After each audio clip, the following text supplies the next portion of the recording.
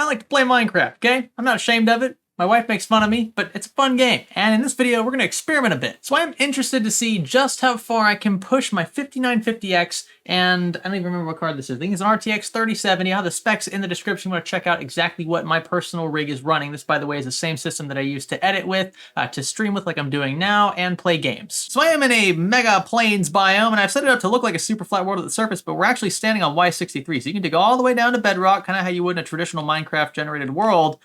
So in that sense, our TNT is going to be able to interact beautifully with the terrain, and that's the point. We're going to be detonating TNT in varying amounts to see how those figures to the left of the screen there, fluctuate. So we're getting 5950X. We've got 16 cores all listed out. We've got system RAM at the bottom along with frame rate. We've got the GPU usage at the very top, an RTX 3070, and then we have GPU memory just under that. I will be mapping frame rates using fraps, and then we'll be checking frame time fluctuations while the TNT is being detonated, so we should see a pretty huge spike in frame times when we detonate the TNT, and then once we finish up with the detonation, then the frame rate should increase, or the frame time should decrease. Remember, they are inversely proportional there. So there you go. One TNT being detonated, but we're going to be detonating a lot more than that. I think you'll enjoy this fun little experiment. Stay with me. Be sure to check out Team Group T-Force Extreme ARGB modules for your next PC build. They look fan-frickin-tastic and boast excellent frequencies and timings. My favorite is this white kit, which, when lit, oh my gosh. And while you're at it, consider joining Team Group's back-to-school giveaway, where you'll have a chance to win RAM, internal, and external SSDs. Click the links below for more details. Hey there. I feel like a Minecraft YouTuber now. Anyway, for our first experiment, we're gonna run a 3x3 block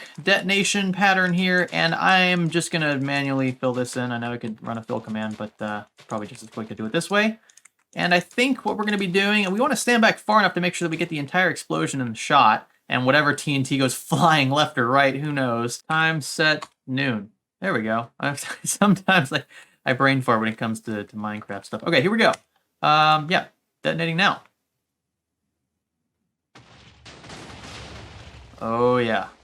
Right, so if you were watching the bottom left, you could see that frame rate dip pretty hard. Now, I wasn't logging frame times at that point. We're just running a little test here just to show you what to expect. And you can see we are not in a super flat world. Obviously, this world has a depth. You could dig all the way down to Y1 or Y0, whichever one they call it, for bedrock.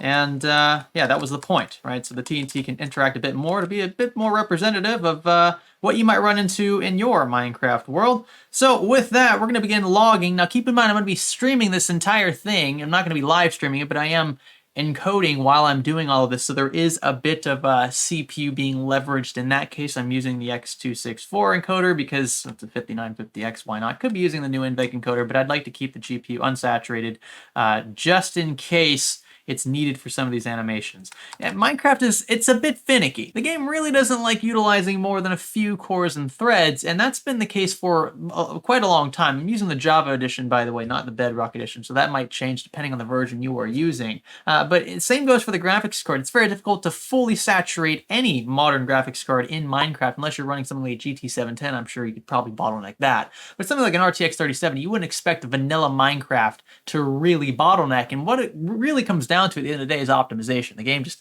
doesn't know how to fully utilize hardware like this at its disposal. So again, just to demonstrate one more time, watch GPU usage at the top left.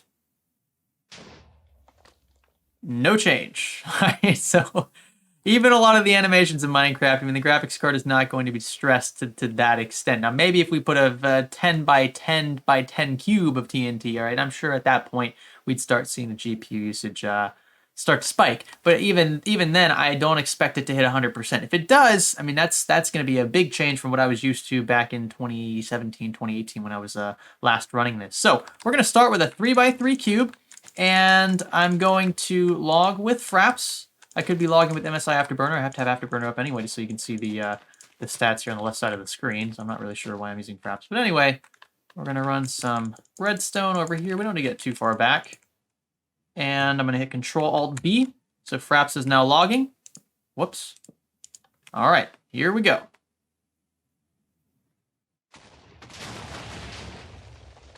So that was interesting. So I actually noticed the GPU usage went down if you watch in slow motion here in the top left. Yeah, usage went down just before the explosion, and then while the explosion was happening, it didn't really go back up. Not until the animations were pretty much finished with.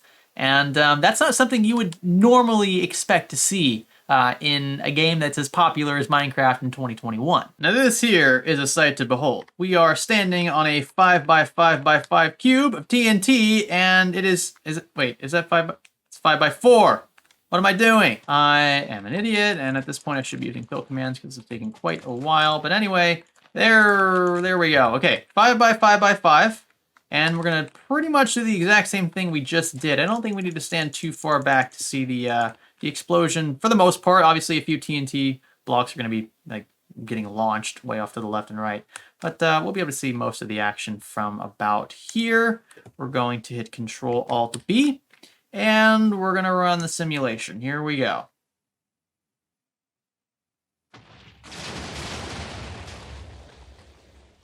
Well, that is something. This here is 27 blocks of TNT detonated, and this here is what 5 times 5 times 5. That's 125 blocks of TNT detonated. It's a pretty pretty big difference. Now it's time to kick things up a step further. Okay, I think I typed this incorrectly. Yes. All right, now we're talking. So this here, folks, is a 10 by 10 by 10 massive cube of TNT. So time for, I probably shouldn't have done this as close to that crater as I did. You know what? Whatever, screw it. We're gonna run the redstone.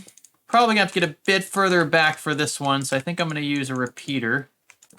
And we will, yep, bring it maybe back to here. Okay, now we're gonna hit Control-Alt-B. That's just the default keybind I use for recording frame times, by the way. And we're gonna flip the lever. Here we go. Oh my. That frame rate was abysmal. But if you noticed again, top left corner, GPU usage was, yeah, pretty much stuck at around 20 to 30%. So for a quick reference again, this is a single block of TNT here being detonated. This over here is a 3x3x3 cube of TNT being detonated.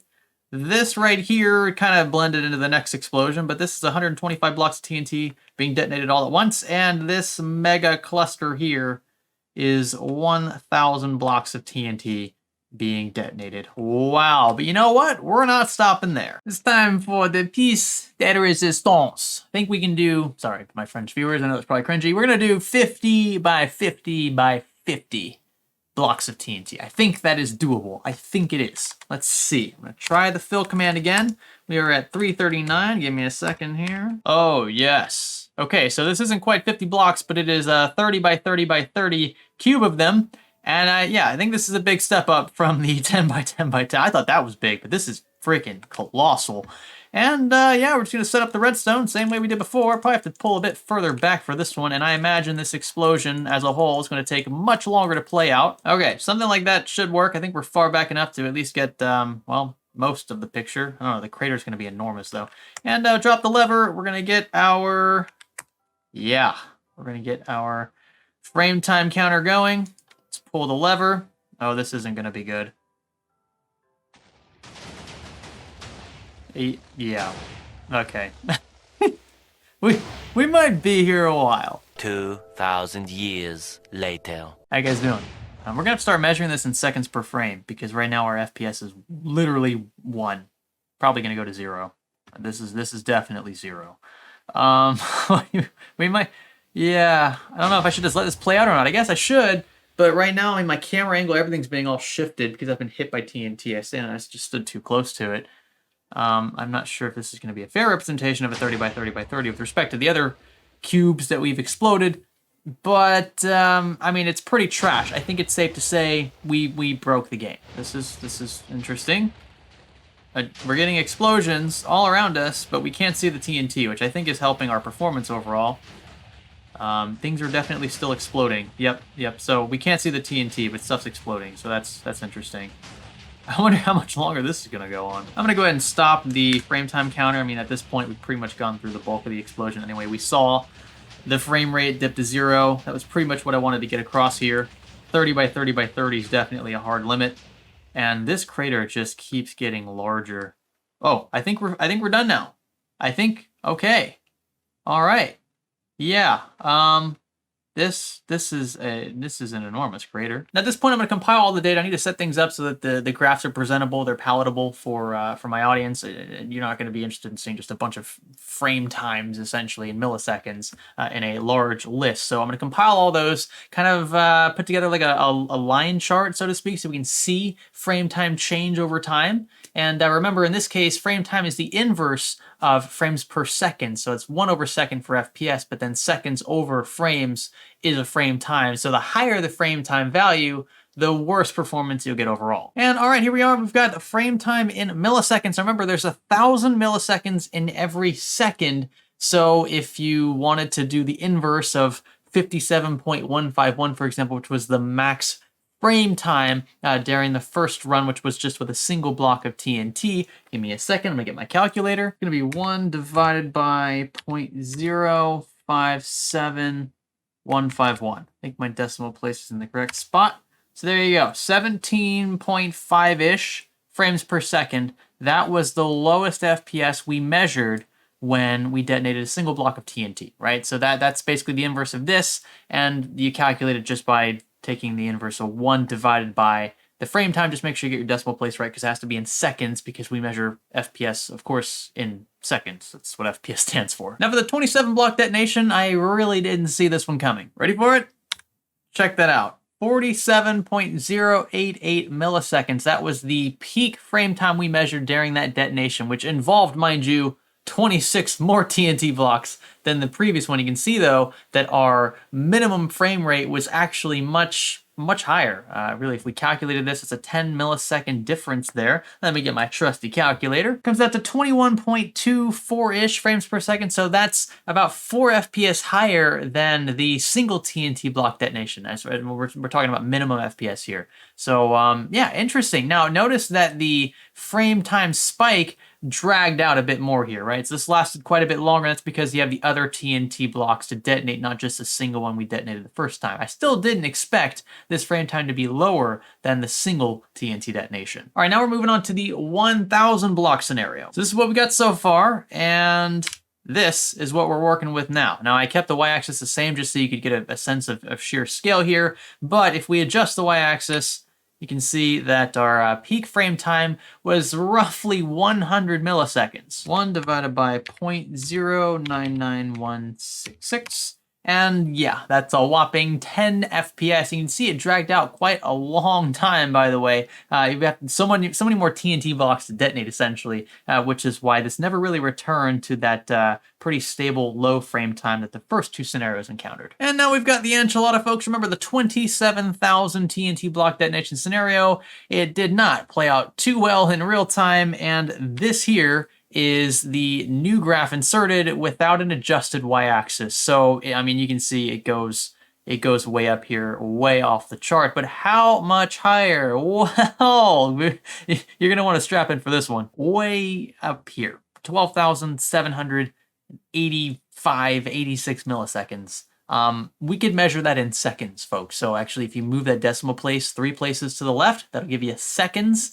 And it took almost 13 seconds to render the slowest frame.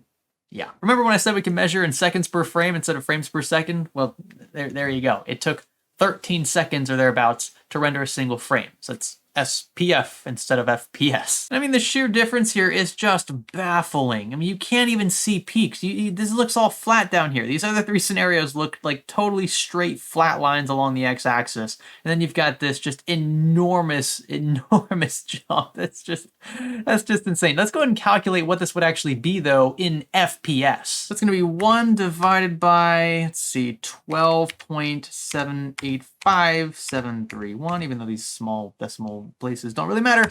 And that gives us a whopping 0.078 frames per second. After an entire second of waiting on this frame to render, we weren't even a 1/10 of the way through it being rendered. That's how heavy of a hit Minecraft took on our 5950X rig. That is just awful. But at the same time, it's pretty freaking cool. I mean, look how much damage we did. Like, there's nothing left here. We must have dropped down. Let's see how far we dropped down here. We are literally about 25 blocks down just from detonating that TNT on the surface. As It's freaking nuts. And so as the sun sets on a day of experimenting, I think it's a job well done. I think we satisfied our morbid curiosity. It is thundering outside. What the heck? And hopefully you had a bit of fun in this one. I like being able to like integrate games into some of our testing methodology, just being able to see in real time what's happening with CPU and GPU usage and what's happening ultimately with frame rate as well, which is one of the most coveted metrics among us gamers. So if you enjoyed this little video, be sure to let me know by giving this one a thumbs up. I would appreciate that. I'm just kidding. I'm not gonna do an outro like this. I'm not a Minecraft YouTuber, although that would be pretty cool. For real though, if you enjoyed the video, be sure to let me know. That feedback is super valuable. And look, I'm just kind of, just throwing stuff at the wall, trying to see what sticks. At this point, it's difficult to really get enthusiastic about a PC build, seeing as though graphics card prices are still disastrous and prices don't seem to be getting all that much better. In fact, they probably will get worse soon, based on some of the news I've been hearing. So that's not good. And I'm trying to tie you guys over, try to keep you entertained as best I can. Of course, our cleaning series and our fix series are still healthy. They're still doing well, and we're going to keep those up. But you know, when you want to experiment a bit, try other things. It's always important to get feedback from your audience. So that's why I'm asking you for that in the comments section. I would appreciate it if you watch this far into the video. That alone is a huge help. So with all that, if you haven't subscribed already, and get subscribed, join our public Discord server, check out our Amazon links in the video description, and I will catch you in the next one. Wow, it is getting very, very stormy outside. My name is Greg. Thanks for blowing stuff up with me.